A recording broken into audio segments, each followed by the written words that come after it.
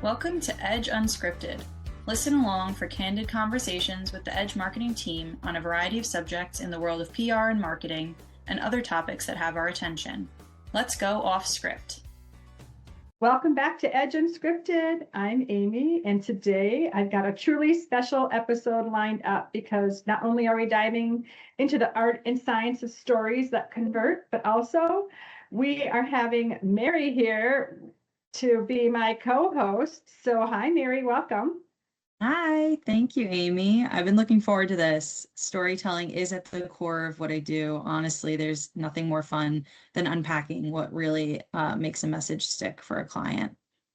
Yeah, absolutely. And we've been writing about it too. We just had Nicole Martin from our team write an article, and it's up on our website, edgemarketinginc.com, and it talks all about storytelling. So yeah, I think we should just get into it and, discuss like why do some stories cut through all the noise and actually inspire people to do something, take action, and then other ones that just kind of fade into the background. You can never remember who gave you that message or whatever else, right?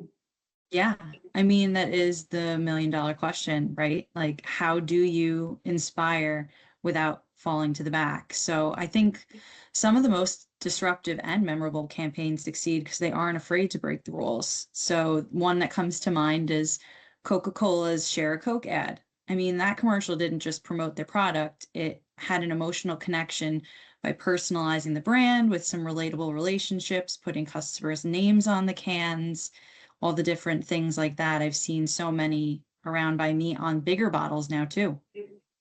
Yeah, and the whole name on the bottle, like you're giving it to a friend, there's meaning to it or a relative or something like that. I know people have gone hunting through many stores just to try and find the name they're looking for, or share a Coke and a smile, the whole smiling, just the whole emotional side of things. So yeah, I just remember seeing that ad and I felt like, it was like an invitation to join a community and not just buy a product. So it was very memorable, a bit touching, and it became pretty much, in my mind, like a landmark moment in advertising. Yeah, I completely agree. I also, if you think about a campaign that made clients or customers the hero, I mean, Dove's Real Beauty campaign, that really tugs at the heartstrings every time I see it.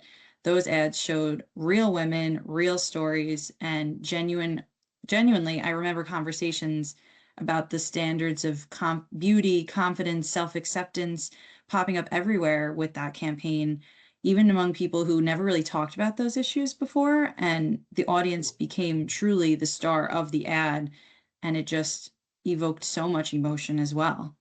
Yeah, very empowering, right? Yeah. It's okay. Not everybody's the same. You don't have to be perfect. And yeah, it wasn't just selling soap. They were basically sparking a movement. I mean, that ripple effect where the stories get picked up and shared and people, stand by it. It's just, it's kind of what we're all after, really.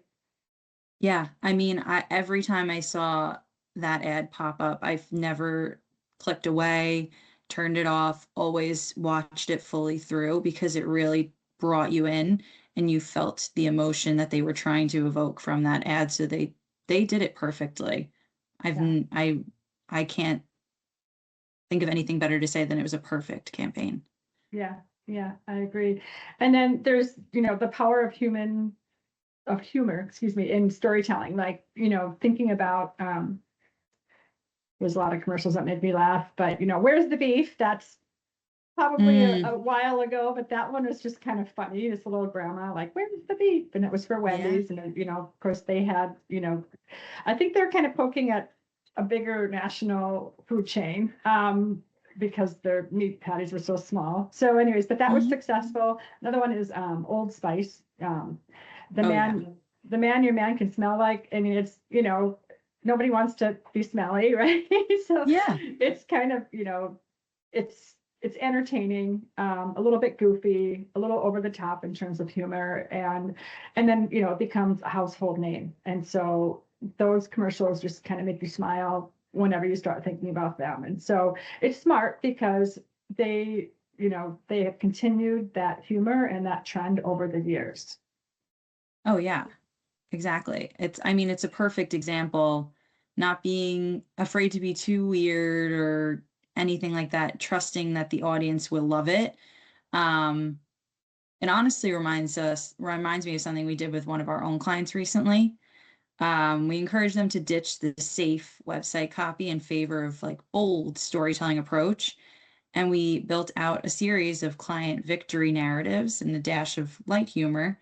By the end of the campaign, I mean, their bounce rate dropped, time on the site increased, the site performance just improved overall, honestly, which is every marketer's dream, only wanting positive results. Yeah. All right. So, just kind of breaking it down why these examples work. And by the way, that particular client, I think they saw the stats that we heard and recorded were at least a 30% increase of all of their stats across the board. So it did make a difference to be a little bit more bold and stand out in the industry. So, when we break down why these examples work, first, we're making the audience the hero, identifying a problem or an aspiration and focusing on what the client wants or what the client cares about. And then next is like, they are not afraid to disrupt the status quo, whether that's, unexpected humor or a bold message, a bold look, showing up in unconventional channels or locations. Some of the most memorable sticky videos that we have done have been from unconventional locations. Like, it's a bit impactful and okay, in the legal industry, it's not really for a particular company brand, but a personal brand. There is a person that started doing plane selfies because she was traveling all over all the time, and she just kind of started this whole trend that is still sticking today of plane selfies, where she's sitting in her plane seat and taking a selfie and saying, "Hey, I'll see you in New York, I'll see you in California," or wherever else. Anyway, so it's just, it's not sitting at your desk, kind of like how we are, Mary. Maybe we should do an ad unscripted from an unconventional place, and then we'll just Yeah, blow up on the internet, right? exactly. Yeah, be bold. I mean, at Edge, we also talk a lot about how you should use technology as an enhancer for storytelling, not just a shortcut. There's a difference between getting all the content out and creating something unforgettable in a fast pace. I mean, AI lets us get sharper insights, what people really care about, when they're most likely to engage. Um, I mean, what platforms can make a message go viral, the message you're trying to get out, what the best platform to use is, but you still need to keep that empathetic side, the creativity and the willingness to experiment to bring that to life and get the data that you want, but in a way that's not just taking a shortcut. It really still requires some human element to it. Absolutely. Yeah. It's kind of like if you think about baking, and we're making a little crossover between that and technology. Like, AI can give you the ingredients list. Yeah. It can give you the steps of how to, bake this cookie or make this cookie, but only the human knows how to give it that wow factor. Meaning, like, I don't know about your house, but in my house, like, the cookie, everybody has a different threshold for how they like their cookies made. So I like mine doughy, so pull them out early, and then my husband likes them crunchy, so pull them out late. So they're anyway. So those are the little human factors that come into play that makes perfection in your mind, or maybe other people's minds too. So our clients are, they're in industries where trust and differentiation are pretty much everything. How can you do it better? How can I trust you? How do I know it's going to work? How can I bring this to my team and feel confident that this is the right solution for me or the right service for me? And if you're playing it too safe, you're blending in. There's just a lot of competition out there nowadays, as we all know. So, you need to push it a little bit or just enough so you get that emotional hook or that humor hook. And then suddenly people are talking about you at conferences and social media. One thing that came to mind is the puppy trend. I hope it never goes Oh, away. yeah. I know. It's so cute. Oh my goodness, puppies at trade shows. Like, if you're not doing it, do it now, anyways, but here's the thing. It's like, I can remember the name of one company that did it. And I think at an accounting trade show, it was more like an association did it just to help a local pet shelter get these dogs adopted and whatever. So it's a goodwill thing too. So you're going to think about that emotional side of things, and you can, bring that to the table to really make your brand stand out in the industry or at events or whatever else. Yeah, I mean, I completely agree. Over the years, I'm sure you've seen more than me being in the industry as long as you have, but there's some interesting campaigns that we've seen over the years for sure. And honestly, anyone listening who's a little nervous to be bold and shake things up, we recommend just start with a pilot, try it out, pick one part of the narrative. Maybe it's a video series or blog series and things like that, and just take the risk. I mean, taking the risk and disrupting your own patterns and seeing what comes back, it at least gives your team a chance to be quirky, real, and just have that bold factor to it. I mean, it's just what could go wrong, Yeah, but you don't want to push it too far. I mean, No.